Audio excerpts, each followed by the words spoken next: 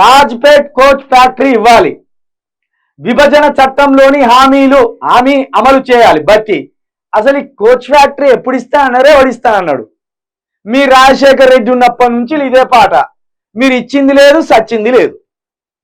ఎంత పెద్దది తెలుసా? అది మహారాష్ట్రకు పోయే లైన్ కలుపుతుంది కాజ్పేట్, అటు ఒరిస్సాకు పోయే లైన్ కలుపుతుంది, ఢిల్లీకి పోయే లైన్ కలుపుతుంది, అటే ఒరిస్సా, కలకత్తా, ఇంకా ఆంధ్ర, అదే విధంగా గోవాకు పోతే కూడా అటే ఉన్నది లైను. సికింద్రాబాద్ తర్వాత అతి పెద్ద స్టేషను మన కాజ్పేట్. అది జంక్షన్ ఉండే, ఆ జంక్షన్ కూడా కోల్పోయింది. అది నిర్వీర్యం పట్టించింది దాన్ని. కొన్ని వందల లక్షల ఉద్యోగాలు కల్పించే స్టేషన్ అది, మొత్తం ఆగం చేసింది దాన్ని. పందికొక్కలు తిరగడానికి అక్కడికి వచ్చింది ఆ స్టేషన్.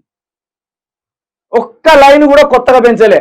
ఎప్పుడు మనకు స్వతంత్ర పూర్వం కూడా 3 లైన్లు ఉండే కాజ్పేట్లో, గవే 3 లైన్లు ఇప్పటికీ ఉన్నాయి. ఇక వీళ్ళు ఏం అభివృద్ధి చేసిందో చూడుర్రి. మళ్ళీ ఇప్పుడు ఏమంటారు? కోచ్ ఫ్యాక్టరీ అంటారు. ఈ కోచ్ ఫ్యాక్టరీ అంతకుముందు చంద్రబాబు నాయుడు ఇచ్చిన హామీ, అంతకుముందు ఉన్న కోట్ల విజయభాస్కర్ రెడ్డి ఇచ్చిన హామీ, ఆ తర్వాత రాజశేఖర్ రెడ్డి ఇచ్చిన హామీ, ఆ తర్వాత రోజా కిరణ్ కుమార్ రెడ్డి కూడా ఇచ్చిన హామీ.